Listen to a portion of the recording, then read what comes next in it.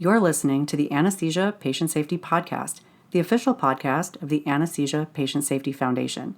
We're bringing you the very best from the APSF newsletter and website, as well as the latest information in perioperative patient safety. Thanks for joining us.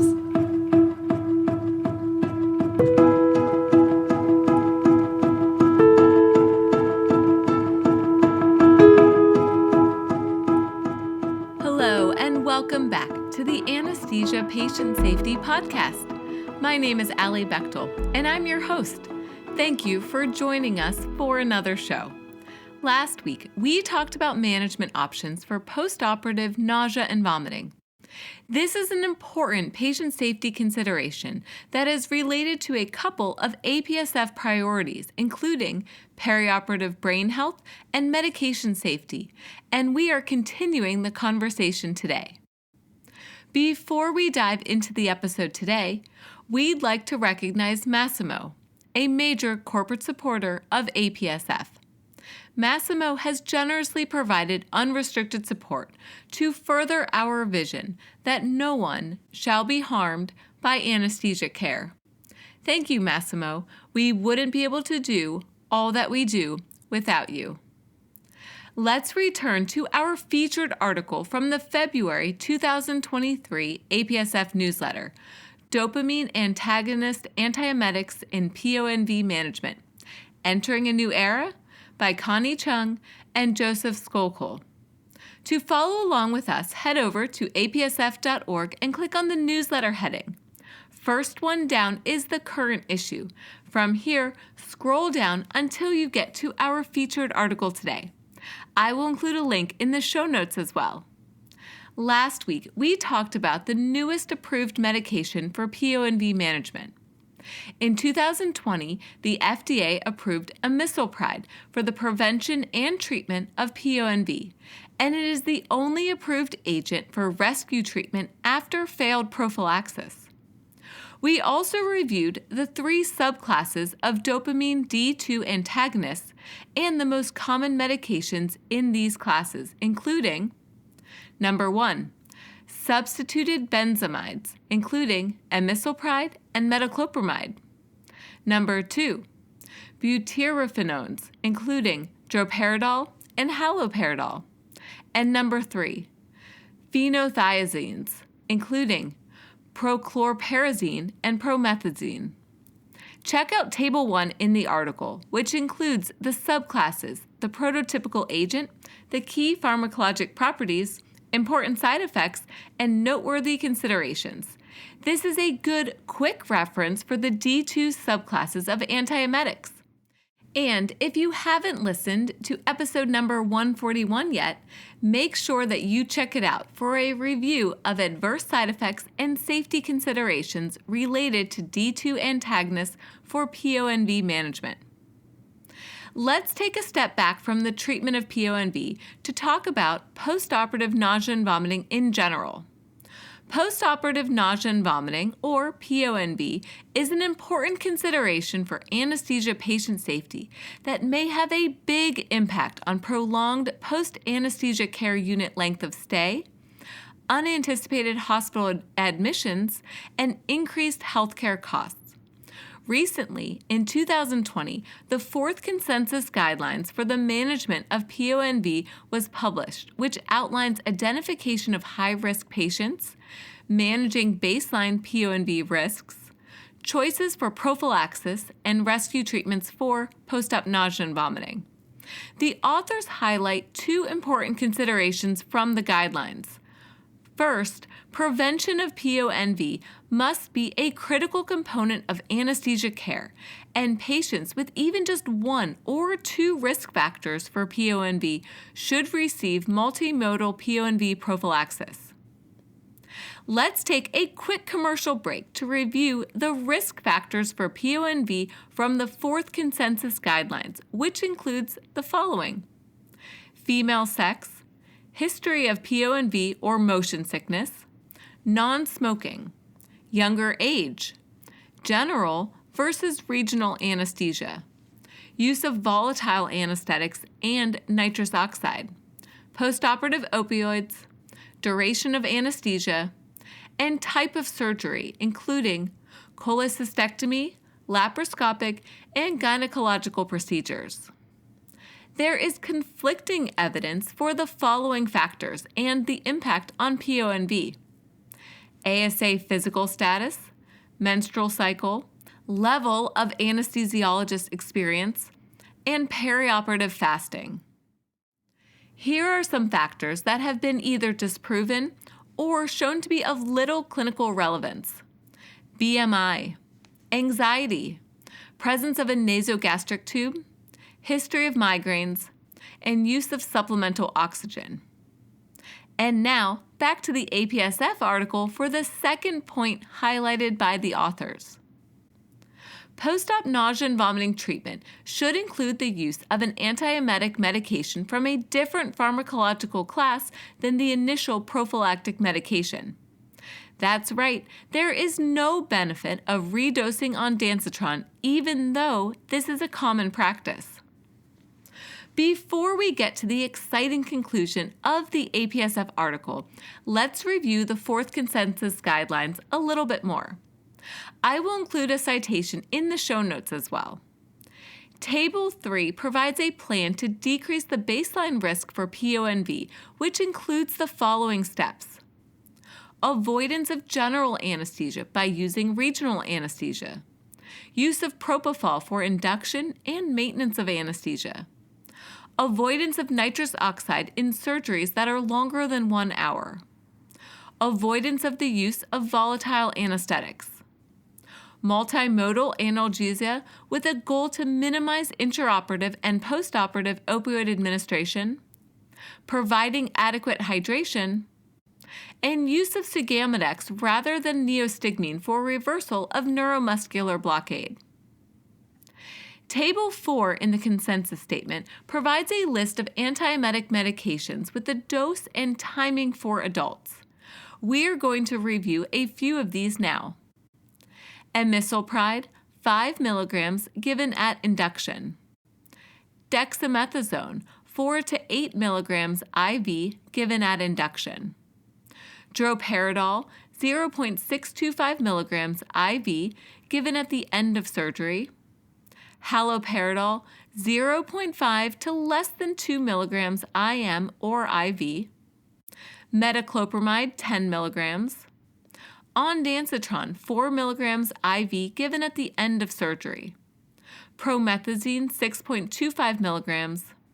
And scopolamine transdermal patch given the evening prior to or 2 hours before the procedure. There is so much great information in the fourth consensus guidelines. Let's take a look at one more graphic. Figure 6 is an infographic that displays an algorithm for post-op nausea vomiting management in adults.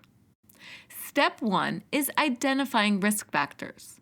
Step 2 is risk mitigation using some of the steps that we outlined earlier. Step 3 includes risk stratification, and patients with 1 to 2 risk factors should receive 2 agents, and patients with more than 2 risk factors should receive 3 to 4 agents. Step 4 is prophylaxis options, and Step 5 involves rescue treatment using an antiemetic from a different drug class than the prophylactic class. As we work through the algorithm for the management of PONV in adults, it is important to remember that the combination of non-D2 antagonist antiemetic medications combined with older D2 antagonists like droperidol, haloperidol, and promethazine are more effective than either agent alone. More recently, amisulpride has been evaluated in 6 clinical trials. In 5 of these trials, amisulpride was studied as the sole antiemetic drug and found to be superior to placebo for prevention and treatment of PONV. The 2018 study in anesthesiology, amisulpride prevents postoperative nausea and vomiting in patients at high risk, a randomized, double-blind, placebo-controlled trial, reported that the combination of amisulpride with ondansetron or dexamethasone was more effective than ondansetron or dexamethasone alone for preventing PONV or for rescue treatment. I will include this citation in the show notes as well. Management of PONV is multifactorial, including prevention as well as management, and this is a vital component of the anesthetic plan, especially as part of the enhanced recovery after surgery pathways, for patients undergoing ambulatory surgery, and for high-risk patients with high acuity and high fragility levels. As we have talked about for the past 2 episodes, D2 antagonists are effective medications for post-op nausea and vomiting management, but understanding the side effects, effective doses, and route of administration is critical. The future of PONV management is bright with a new option, amisulpride, which is a D2 antagonist with less side effects and excellent efficacy for prevention and rescue treatment. Before we wrap up for today, we are going to hear from one of the authors of the APSF newsletter article, Connie Chung again. I asked her, what do you hope to see going forward? Let's take a listen to what she had to say. I really take to heart what is stated in the 4th Consensus Guidelines for the Management of PONV, published in Anesthesia and Analgesia in 2020. The prevention of PONV should be considered an integral aspect of anesthesia. However, sometimes despite our best efforts to identify high-risk patients and administer prophylaxis, patients still develop PONV, and now there's an FDA-approved treatment option for PONV with a favorable safety profile. My hope is that more patients can benefit from the use of amisulpride. Thank you so much to Chung for contributing to the show today. We hope more patients can benefit from treatment with amisulpride when it comes to managing PONV going forward.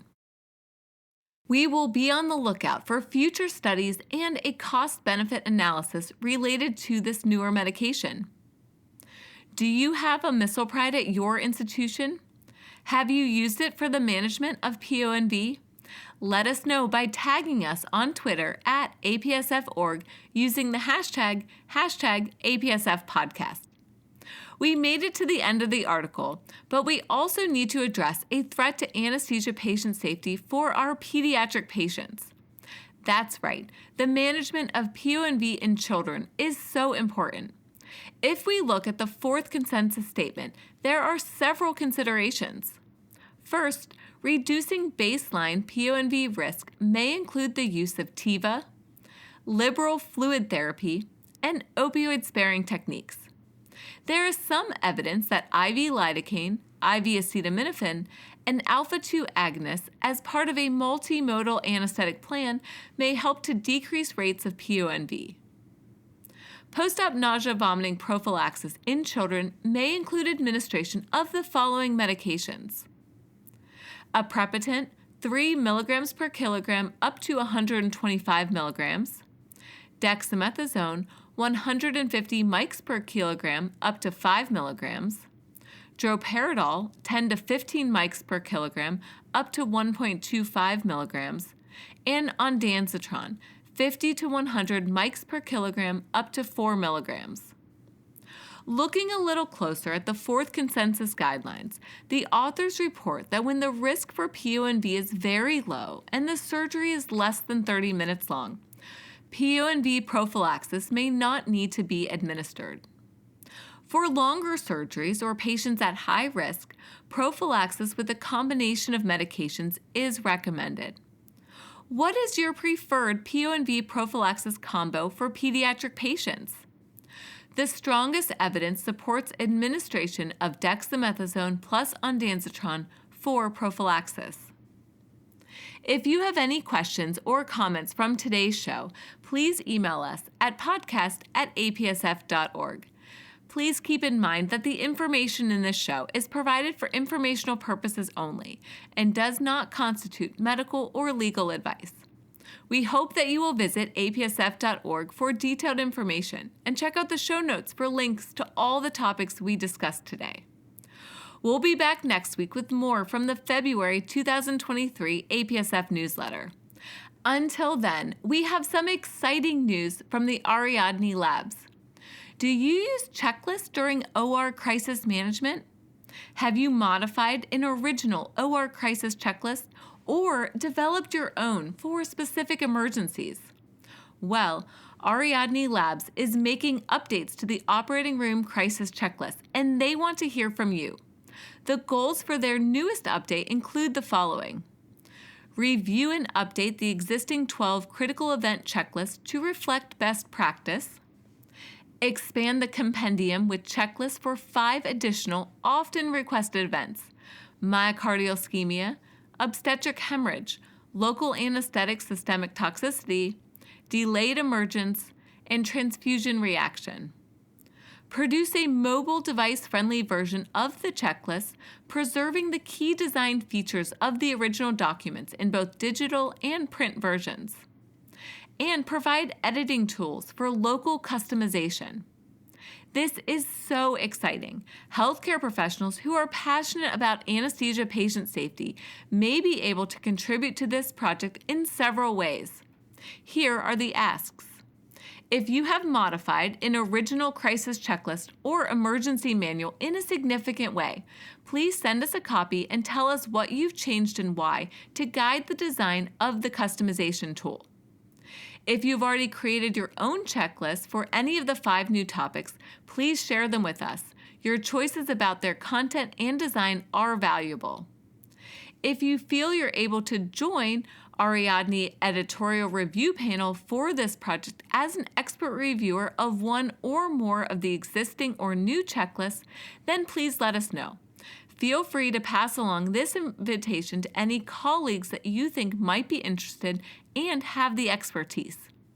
We anticipate circulating draft checklists with associated background folders during March and April. They want to hear from you. The project lead is Alexander Hannenberg. I will include the contact information and all the details in the show notes as well. Until next time, stay vigilant so that no one shall be harmed by anesthesia care.